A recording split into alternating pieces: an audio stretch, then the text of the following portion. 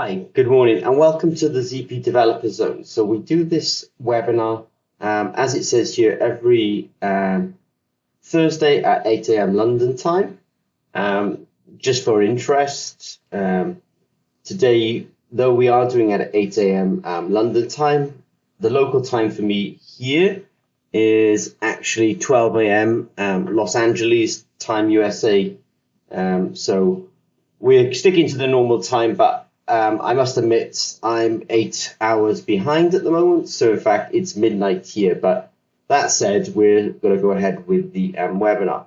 So every Thursday at, as I say, 8 a.m. local time, we do this webinar, or London time rather. We do this webinar, and we often put this slide up. And the first part of the slide is this is the webinar for our ZP Developer Zone, where we answer questions from people, well, really from members of the ZP Developer Zone, or from questions that come in for the week. I just want to say a quick hi to Aftab, who's here with us this week.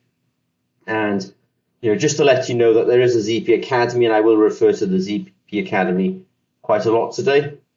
We do have our series of webinars, and we do it, at least there's a technical webinar every Thursday. So it's nice to see you all this morning.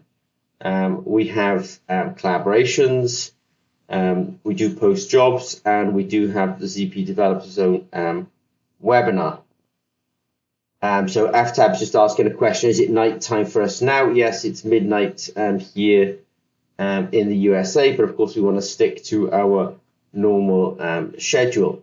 And we also do workshops as well. And so we have a workshop, for example, with Elsevier in May in Spain. So the topics for discussion today are we've had some questions about Purine biosensors, so we will touch on Purine biosensors. Question number 2, we had a question about Lactate dehydrogenase sensors. Somebody wants to measure or wants to ask questions about how to measure dehydrogenase. Happy to do that. Just a quick question about storing mediated electrodes, whether we store them in the fridge or we store them at room temperature, and I'll obviously answer that.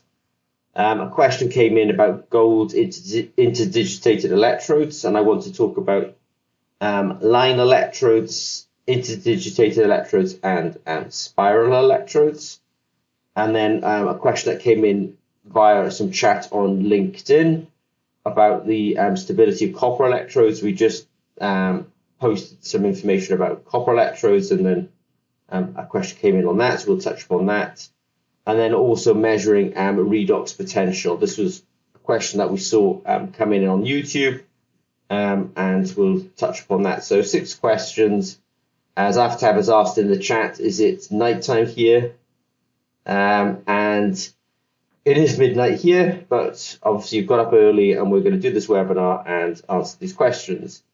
All right, cool. All right, so the first one is really about Purine sensors. So I just want to talk about the kind of history of this. That at Zimmer Peacock, we're delighted to be the manufacturer of some Purine sensors. Now, the history of these Purine sensors was there's a really excellent team who are maybe part of the team now is at Warwick University, but this team developed a Purine sensor, and Zimmer Peacock, we were fortunate to acquire the IP, hire all the main scientists, and as I say, take over the patents, and we've started to manufacture these Purine sensors. So we're delighted with that, and we do it in accordance with the IP that we also own. So now I'm going to talk about the biochemistry of these Purine sensors, and also talk about the biochemistry in order to answer the question. So the question is this: we have a Purine sensor, and so we're measuring adenosine, inosine, and xanthine. And I'm sorry if I make a few mistakes today. As Aftab says, it's midnight here, so I'm sort of I'm not the sharpest I've ever been. But so we have a sensor, we measure purines, but we actually measure the total purines. And the question is, can we deconvolute these different purines? So first of all, let me describe what's going on here. So we have one of our purine biosensors. You'll see this image come up quite a lot in the webinar, and this is actually our hypervalue electrode. It's a real workhorse for us. We do sell it on the website. I would say that the hypervalue carbon electrode is by far the biggest selling or commercially successful screen printer electrodes, unfortunately, in the world. We use it, and we also then develop it into these Purine sensors. Now, if you look at the carbon electrode on those, or the electrode on that, you're going to actually see that we've got a series of enzymes, adenosine deaminase, purine nucleoside phosphorylase, and xanthine oxidase. And I'm just going to describe the cascade of things that are actually happening in this. We have our adenosine, which is on the purine sensor. That can react, or in the presence of adenosine deaminase, it can perform, or not perform, but rather it produces inosine. In the presence of the second enzyme, purine nucleoside phosphorylase, we can get xanthine, and xanthine in the presence of xanthine oxidase can give us urate and hydrogen peroxide. If you watch this channel quite a bit, you'll always see us talking about hydrogen peroxide. So many of the biosensors that we produce and we talk about, from academia, they often end with hydrogen peroxide, and this is no exception. So we've got a sensor that's been made specific to purines, and it's been made specific to purines through a series of enzymes. So what this means is that this sensor, in the presence of adenosine, we will get this enzyme cascade, and we'll be able to essentially detect adenosine. Now, if there's inosine also in the sample, we're also going to detect inosine. And if there's xanthine also in the sample, we're also going to detect xanthine. So what this means is the signal, so this is the answer specifically to the question now, the signal that we're giving of this total purine sensor is really a sum of adenosine plus inosine plus xanthine. Now the questioner has a second part of the question, well, not a second part, they have a question which is, can we start deconvoluting purine? And then they ask about ATP. So the answer is, we are giving you the total purines, which means now theoretically we can deconvolute. So I'm going to describe, I'm telling you first of all, this is what we give you today. This is in line with the original IP from Sarissa that we now own and we now use in the manufacture of these sensors. Now the questioner is asking, can we deconvolute this? Can we just say what the adenosine concentration is, what the inosine concentration is, and what the xanthine concentration is? And so the answer is we can. What is possible, but not what we are doing. But what is possible is this. We could have a multiplexing device like this, where we have the ability to add in a sample here, and then using the microfluidic channels, and we're able to bring a sample to one sensor, a second, a third, fourth, fifth, and sixth. So we're able to bring these samples to the different sensors. And when I talk about a sensor, I mean these hypervalue electrodes. This is not done to scale, but we are able to do a line of these kind of hypervalue electrodes on this credit card format. So we have this technology, we have it, but we're not doing it. But what we could do is, for example, have a sensor in position 1 here, which is functionalized to be able to measure total purine. So the slide before, we discussed the whole cascade of enzymes, which what we do today, and we actually give total purine signal. Now the question is asking, how do we deconvolute these things? And the way we could deconvolute it is actually have a second sensor, which we would call, for example, S2. But S2 has one of the enzymes not present, and so we're in fact measuring inosine and xanthine alone. And then we can have a third sensor which only contains one of the enzymes, and so we're actually only detecting xanthine. So maybe we only have xanthine oxidase on there. We call that S3. So today we're actually measuring everything. It's the total purine sensor. If we went to a more multiplexed cartridge device like this, we can have a sensor 1 measuring total purine, sensor 2 which is measuring inosine and xanthine, and sensor 3 which is measuring xanthine alone. At which point we could report xanthine alone by just reporting the signal from S3. We could then report inosine by taking the difference between sensor 2 and sensor 3, and then we could report adenosine by taking the sum of S2 plus S3 and taking that away from the signal in S1. And so we can theoretically deconvolute these signals. Today we're not. We do have the technologies to do it, but we are actually at the moment just following the original Sarissa product and doing total purines. So the answer to the question is, today we can't deconvolute them. In theory we can, but we would have to do this next generation of sort of multiplexed sensor. So I hope that answers the question. All right, so I always like to this point to this is question 1. I can see that in the UK now it's 12 minutes past 8 in the morning, but as I say, I'm in LA today, so it's actually 12 minutes past midnight. And if I trip over a few terms, please forgive me on this one. Right, question number 2 is actually, question number 2 is also quite interesting as well. It is quite interesting because it's asking about how to detect the concentration of lactate dehydrogenase, which is actually quite interesting because we just touched upon, there was in the last one, there was actually a oxidase enzyme. So in biosensing, there's often another large category of enzyme that we often use, which is the dehydrogenases. And so the question is, how do we detect the enzyme, lactate dehydrogenase enzyme? So first of all, LDH, lactate dehydrogenase, what it does is can convert lactate to pyruvate. So this is one of the biochemical reactions that this enzyme has, and it only does this in the presence of its cofactor NAD+, nicotinamide. And so the cofactor with the enzyme, for example, can convert lactate to pyruvate.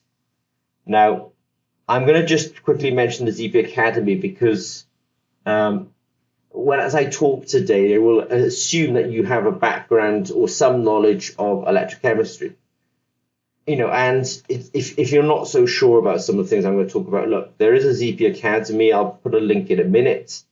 But there's a couple of free courses on there, and I would super suggest that you follow those.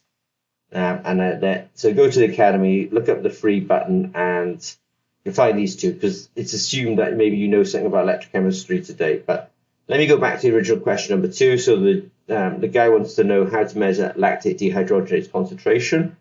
So the first thing is I'm going to use one of our mediated electrodes. So we have a whole series of screen printed mediated electrodes. We have one, for example, that has Maldella blue on it.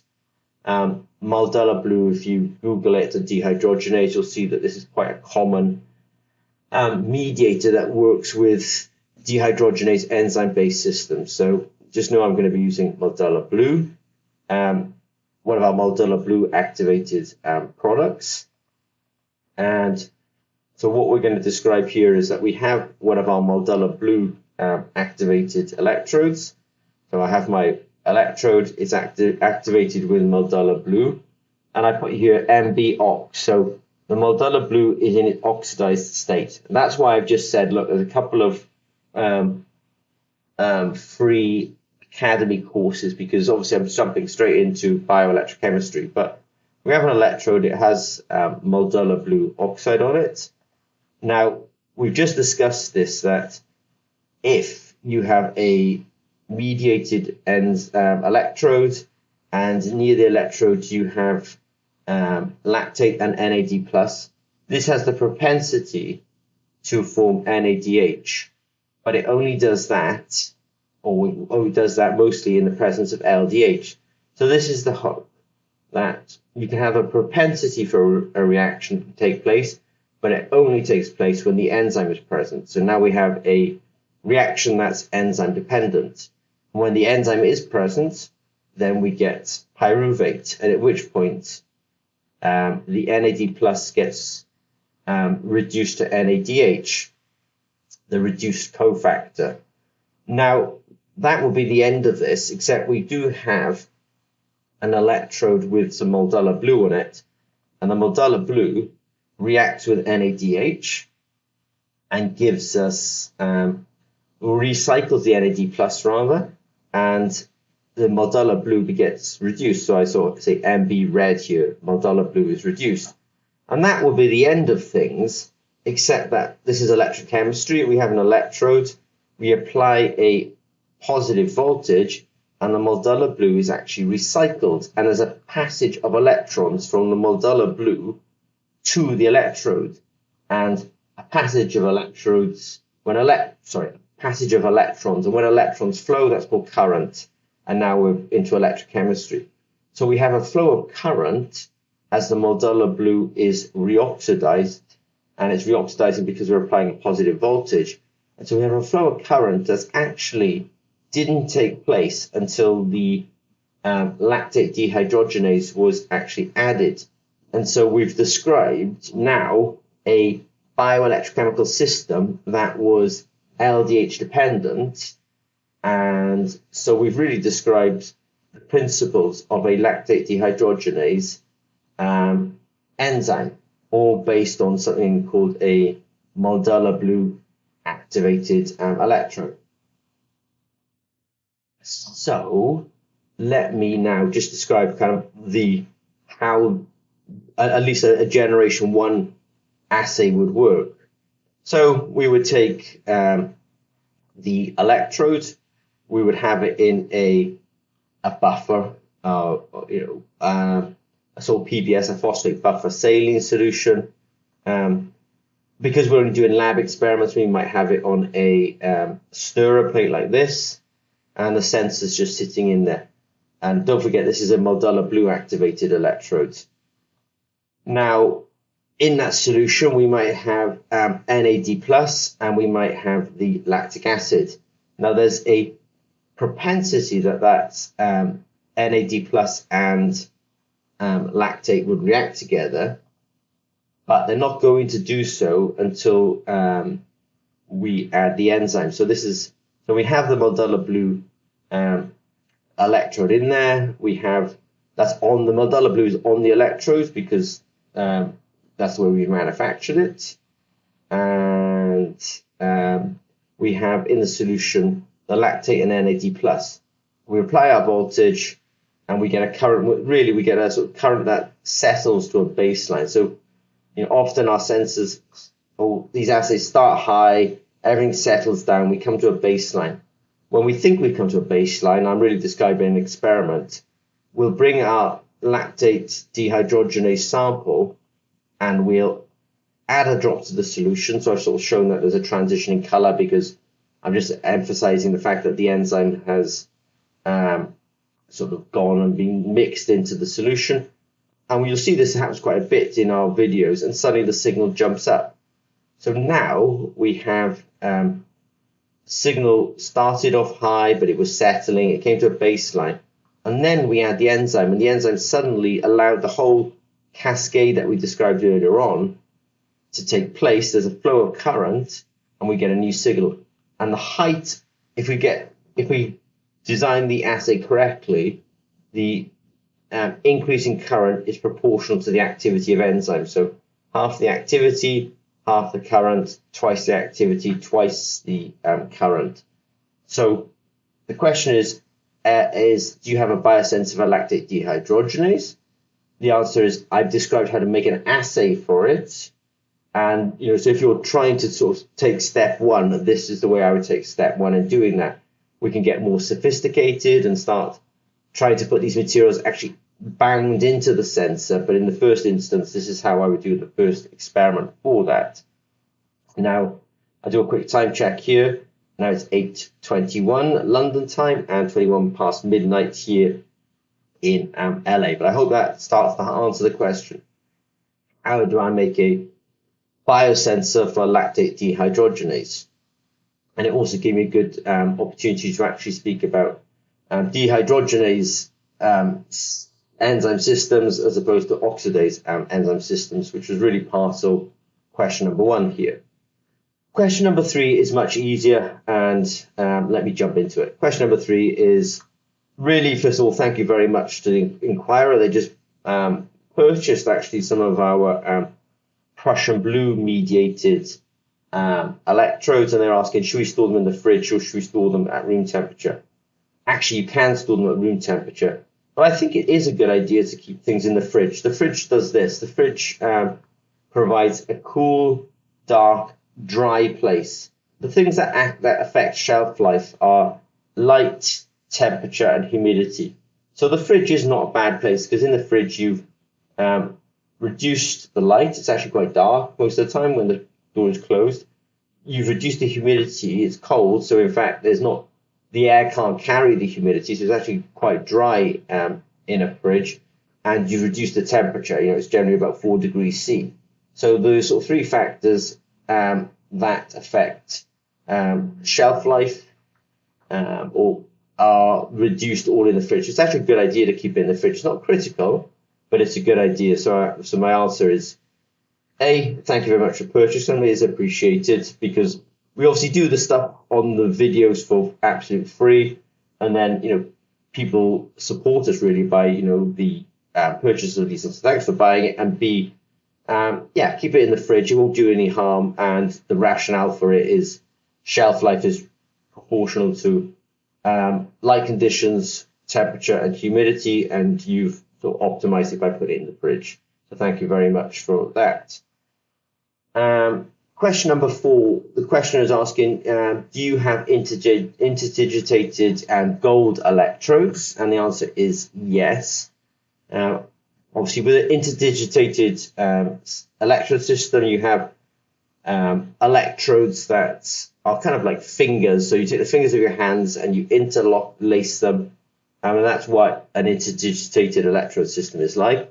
We often use a spiral instead of interdigitated. So I just want to kind of talk about interdigitated gold electrodes from Zimmer & Peacock a little bit. So interdigitated electrodes are working on and I just want to say thank you very much to Budwanesa from say thank you. I appreciate it. Just wanted question just in the chat there just now. So with this interdigitated electrodes, they're based on the idea that some phenomena are enhanced when we have 2 electrodes that are very close to each other. So the simplest form of sort of close electrodes are 2 lines running in parallel. Now, to increase the sort of surface area and still keep everything in a tight footprint, there was this concept of 2 electrodes that are facing each other. They have these fingers on them, called digits, let's say, and so this is now interdigitated. So we have 2 electrodes with higher surface area, but the distance between them is minimized, and we have this sort of interdigitated pattern. Now, at Zimmer & Peacock, you'll see this icon around our website. And so what we've actually done is, rather than go for the interdigitated traditional design, we've actually taken the line, but in order to pack it, we've spiraled it. So when you look at our spiral electrodes, you're actually looking at parallel lines all wound up on each other. So we achieve the interdigitated electrode geometry, I would say, actually in a more elegant way, and we do it through the spiral. And if you're publishing papers, it's kind of interesting because there's a lot of papers on interdigitated electrodes,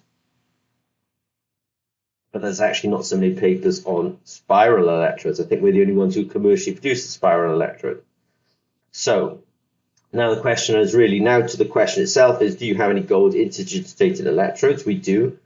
As at time of, these are on our website. I really think I haven't even put a link to it. So we do have a whole series of interdigitated type electrodes. We have these spiral electrodes. We have these spiral electrodes with a silver chloride reference. We have these spiral electrodes with the reference just to the side. We have line electrodes. So that's, so spirals, lines, it'll be blurry, but that's actually some interdigitated electrodes here. So the answer is we actually have interdigitated electrodes almost in three formats. The spiral, which I've just explained, why we came to the spiral. We have parallel electrodes, which is the sort of line electrodes. And we have interdigitated electrodes as well. Now we've tested these, and they all essentially give the same result.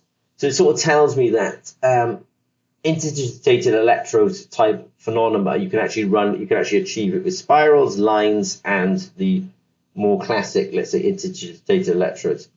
I wish I'd linked to it. I haven't linked to it. I need to update that. But we sell these in packs of 10.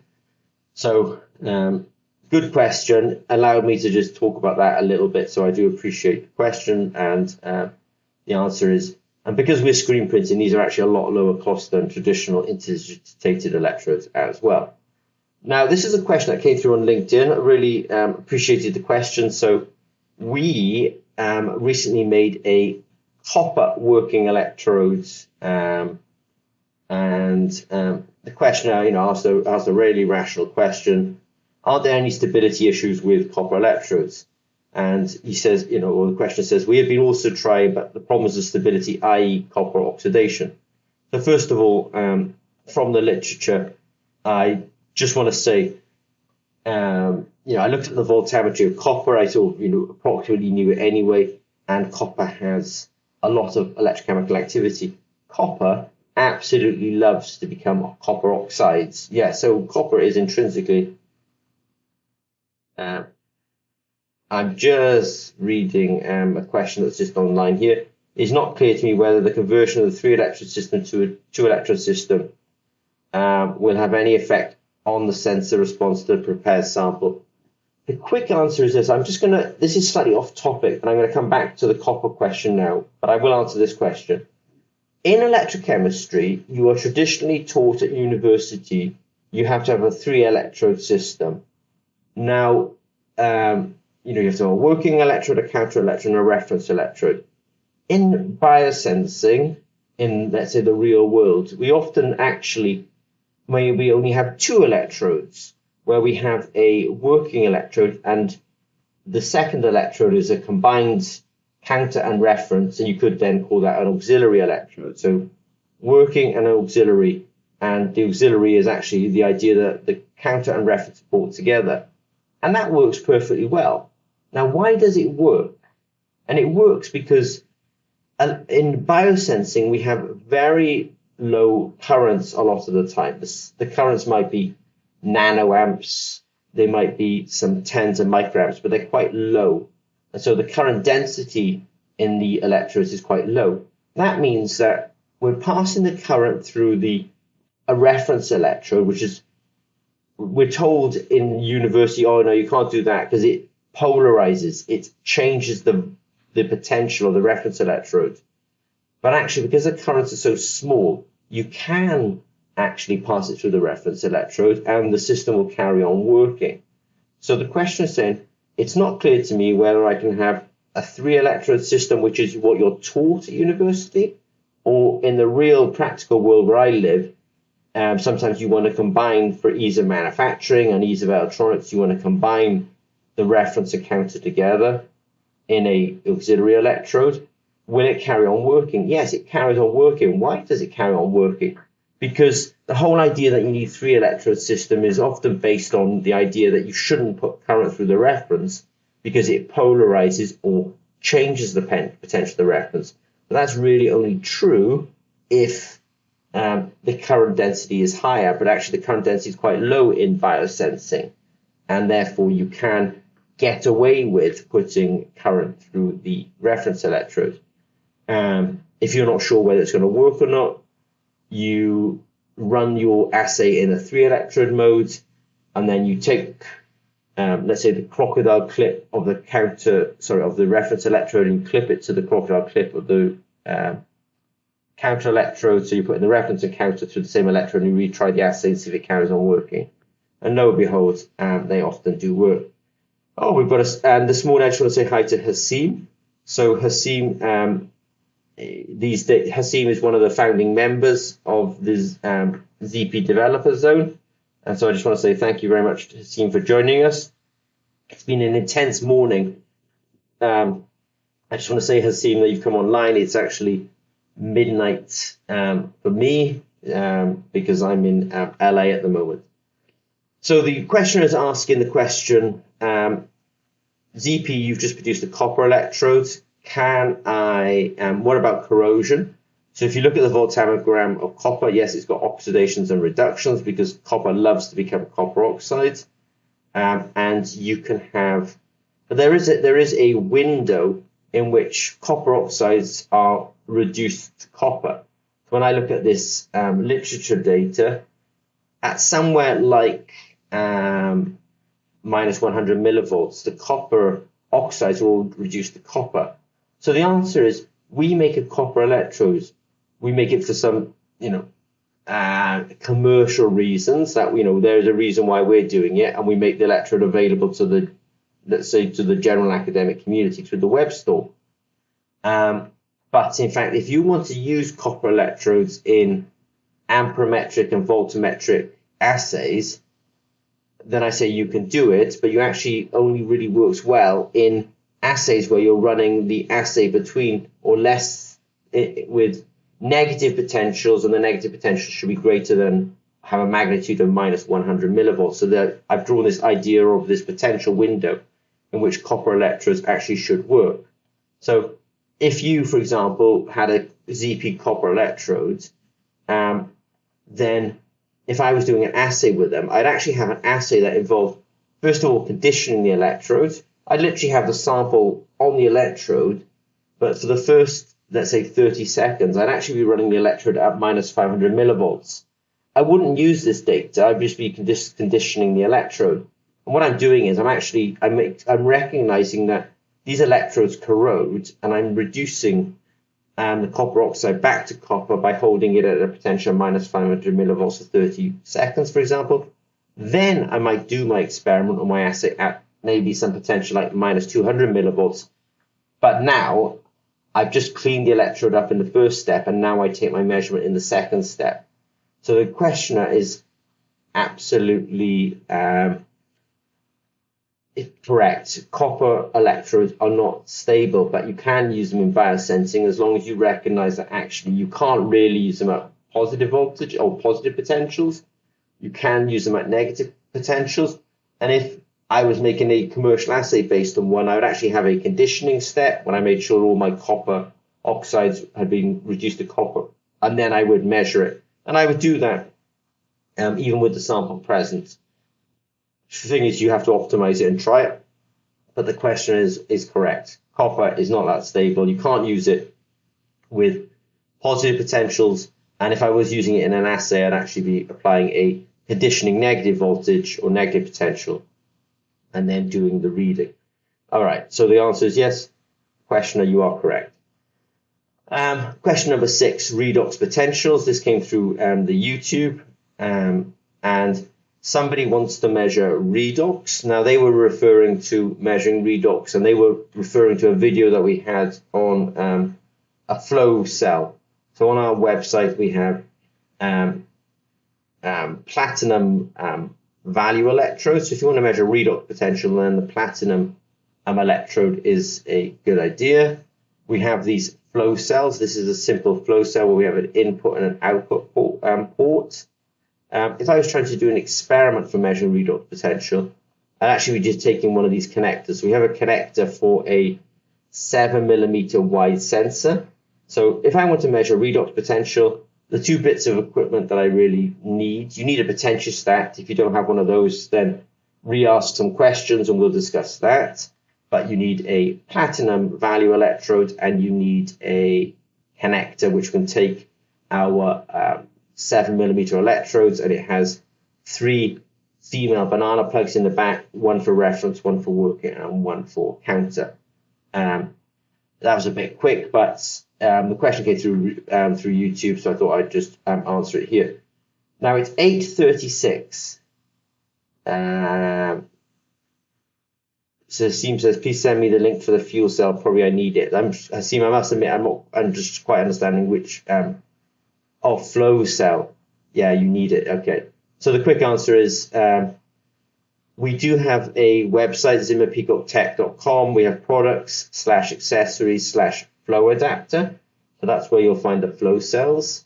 We have our SP connectors, which I've described, which is under electrochemical sensor SP connector.